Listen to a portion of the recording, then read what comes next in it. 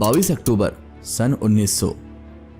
एक रात का अंधेरा छाया हुआ था जब एक घर में नई रोशनी की किरण चमकती हुई दिखाई दी और उस घर में एक नए जज्बे के साथ एक नया सपना जन्म ले रहा था। इस घर में हुआ था एक बालक का जन्म जिसका नाम था अशफाक उल्लाह खान। लेकिन इस छोटे से शहर शाहजहांपुर के अंधेरे में क्या कोई समझ सकता था कि ये मासूम सी मुस्कुराहट एक देशभक्ति का केंद्र बनेगी। उनकी बचपन से ही था एक अलग अंदाज, एक सोच जो कहती थी चलो बदल देते हैं अपने देश की तकदीर। लेकिन कैसे, यह रहस्य बना हुआ था उनके दिल में। उनकी जवानी में हर पल एक सवाल था, हर कदम एक नया चैलेंज लेकर आता था। और फिर आया एक पल जब अशफाक उल्लाह की आंखों में वो जुनून चमक उठा जो कह रहा था अब बस भी करो, अब तो कुछ करना ही होगा। उसने अपने साथियों को अपने इरादे से रूबरू कराया। काकोरी ट्रेन डकैती से लेकर असेंबली बॉम्ब केस तक हर कदम एक नए राज की तरफ ले गया। हर कार्यक्रम एक रहस्य, हर कदम एक चक्कर, लेकिन हर चक्कर में एक नई कहानी। और फिर एक दिन सब बदल गया। अंधेरे से रोशनी तक का सफर एक कैदी बन गया। लेकिन क्या इसमें भी कुछ राज छुपा था? क्या इन हथकड़ियों में भी छुपी हुई थी एक और कहानी? तो चलिए आज हम खोलते हैं उन कुछ राजों का पर्दा जिनके पीछे छुपा हुआ है एक असली देशभक्त, अशफाक उल्लाह खान।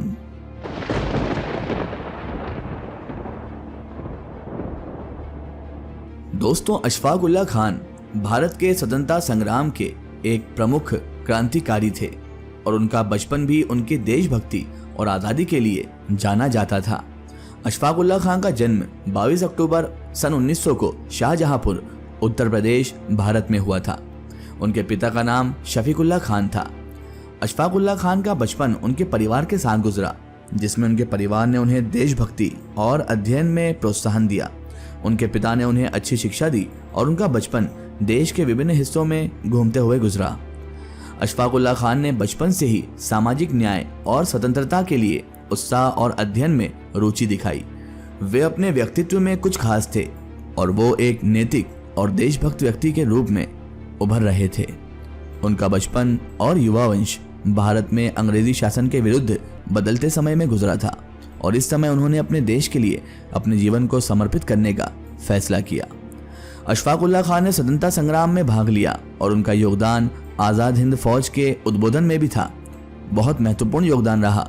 उन्होंने देश के लिए अपने प्राण को भी दान दिया और अपने आप को आज़ादी के लिए बलिदान देने पर वे आज भी याद किए जाते हैं। दोस्तों, अशफाक उल्लाह खान ने अपनी जवानी में ही देशभक्ति और सामाजिक न्याय के प्रति अपने पक्ष को साफ तौर पर व्यक्त किया। उनका प्रभावित व्यक्तित्व और संवेदनशील सोच उन्हें देश के स्वतंत्रता संग्राम में योगदान देने के लिए प्रेरित करती थी। जब अशफाक उल्लाह खान ने देखा कि भारत ब्रिटिश शासन के अंतर्गत कब्जे में था और विदेशी सरकार ने देश की जनता को अनेक तरीकों से एक्सप्लॉइट कर रखा है, तो उन्होंने अपने मन में आज़ादी के प्रति एक अद्भुत उत्साह जगाया। उनकी जवानी में ही उन्होंने अपने विचारों को व्यक्त करने और देश के उचित समृद्धियों के लिए संघर्ष करने का फैसला किया।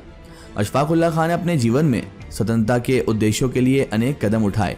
उन्होंने अलीगढ़ मुस्लिम यूनिवर्सिटी में पढ़ाई की, लेकिन समय के साथ उनका ध्यान देश के स्वतंत्रता की खातिर बदल गया।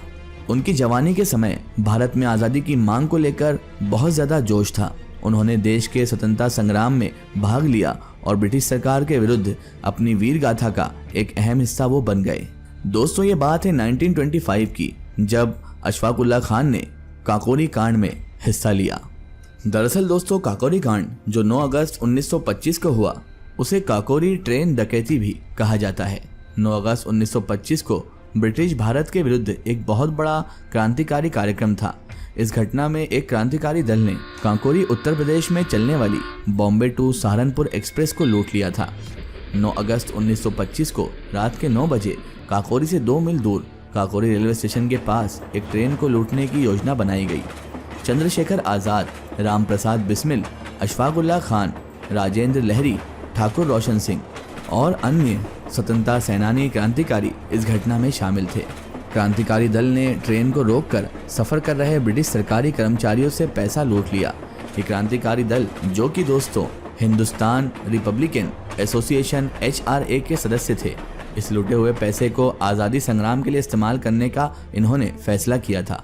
इस क्रांतिकारी कार्यक्रम के बाद ब्रिटिश सरकार ने बहुत जल्दी क्रांतिकारियों को पकड़ लिया। इस केस में 28 लोग गिरफ्तार हुए, जिनमें से कुछ लोगों को फांसी की सजा सुनाई गई और कुछ को कैदी बना लिया गया, जिनमें अशफाक उल्लाह खां साहब भी शामिल थे।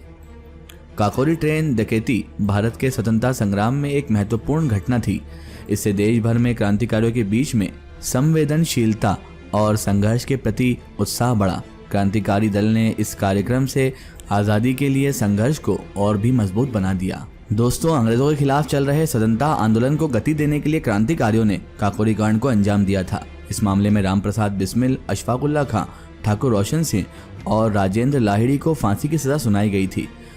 राम प्रसाद बिस्मिल, अशफाक उल्लाह खां और रोशन सिंह को 19 दिसंबर 1927 को फांसी दी गई, लेकिन वो भी अलग अलग जगहों पर। 19 दिसंबर को देश में शहादत दिवस हमेशा इसलिए मनाया जाता है। इसी दिन को ऐतिहासिक और देश प्रेम के लिहाज से बहुत महत्वता हासिल है। दोस्तों, अब आप सोच रहे होंगे कि इन तीनों के अलावा जो चौथे थे राजेंद्र लाहिड़ी, उनको 19 दिसंबर को ही फांसी दी जानी थी, लेकिन ऐसा क्यों नहीं हुआ? तो दोस्तों, इसका कारण था जनता के विद्रोह और जनता का विरोध। जनता के विद्रोह को देखते हुए राजेंद्र लाहिड़ी को गोंडा जेल में इसी तरह 2 दिन पहले यानी 17 सितंबर को फांसी पर चढ़ा दिया गया था। दोस्तों, आपकी जानकारी के लिए आपको बता दें कि फांसी के लिए 3 अलग अलग जेल चुनी गई थी। अशफाक उल्लाह खां को 19 दिसंबर 1927 को गोरखपुर जेल में फांसी की सजा दी गई थी। पंडित राम प्रसाद बिस्मिल को फैजाबाद जेल में फांसी की सजा दी गई थी। ठाकुर रोशन सिंह को इलाहाबाद जेल में फांसी दी गई थी। लेकिन दोस्तों, काकोरी कांड को अंजाम देने के कारण आज़ादी के इन मतवालों को सूली पर चढ़ाया तो गया था। वो 9 अगस्त 1925 की ही रात थी जब चंद्रशेखर आज़ाद, राम प्रसाद बिस्मिल, अशफाक उल्लाह खां, राजेंद्र लाहिड़ी और रोशन सिंह समेत तमाम क्रांतिकारियों ने लखनऊ से कुछ दूरी पर काकोरी और आलमनगर के बीच ट्रेन में ले जाए जा रहे सरकारी खजाने को लूट लिया था। इतिहास में काकोरी कांड के नाम से दर्ज इस घटना ने गौरी सरकार यानी कि अंग्रेजों की सरकार को हिलाकर रख दिया था। वही खजाना लूटे जाने के बाद चंद्रशेखर आज़ाद पुलिस के हाथ नहीं लगे थे, लेकिन राम प्रसाद बिस्मिल, अशफाक उल्लाह खां, राजेंद्र लाहिड़ी और रोशन सिंह पुलिस के चंगुल में फंस गए। बाद में अंग्रेजी सरकार ने मुकदमा चलाकर देश के इन महान क्रांतिकारियों को सूली पर चढ़ा दिया। दोस्तों, आज भी चाहे वो हिंदू हो, मुस्लिम हो, सिख हो, ईसाई हो, जिन्हें भी देश प्रेम है, वो अशफाक उल्लाह खां को गर्व के साथ याद करते हैं और उनके लिए अपने दिल में महत्वपूर्ण भावना भी रखते हैं। और रखे भी क्यों ना, इन्हीं आज़ादी के मतवालों की वजह से तो आज हम खुलकर सांस ले पा रहे हैं। आज हम जो आज़ाद हैं उसमें इन क्रांतिकारियों का ही बलिदान है। चंद्रशेखर आज़ाद हो, भगत सिंह हो, महात्मा गांधी जी हो, अशफाक उल्लाह खां साहब हो, जितने भी स्वतंत्रता संग्राम सेनानी हैं, क्रांतिकारी हैं, हमें सभी का आदर करना चाहिए, सभी की इज्जत करना चाहिए। दोस्तों, जिस वक्त अशफाक उल्लाह खां को फांसी दी गई थी, उनकी आयु उस वक्त 27 वर्ष की थी। काकोरी साजिश और बाद में हुए न्याय प्रणाली ने भारतीय स्वतंत्रता आंदोलन में महत्वपूर्ण भूमिका निभाई, जिससे स्पष्ट होता है कि अशफाक उल्लाह खां जैसे युवा क्रांतिकारी नेता ने स्वतंत्रता के कारण किए गए त्याग और साहस की दृष्टि से सजग थे। उनकी बलिदानी भावना और साहस को भारतीय इतिहास हमेशा याद रखेगा। सो दोस्तों, आज की हमारी वीडियो में बस इतना ही। आप इस बारे में क्या अपनी राय रखते हैं कमेंट सेक्शन में ज़रूर बताएं और हमें अपना फीडबैक देना बिल्कुल ना भूलें। हमारे चैनल SG लाइव टीवी को सब्सक्राइब करना बिल्कुल ना भूलें और पास में दिए गए घंटी के आइकन को प्रेस कर दें ताकि आने वाली हर नई वीडियो की नोटिफिकेशन आप सब तक पहुंचती रहे। फिर हाजिर होते हैं किसी नई और इंटरेस्टिंग वीडियो के साथ। तब तक के लिए जय हिंद, वंदे मातरम।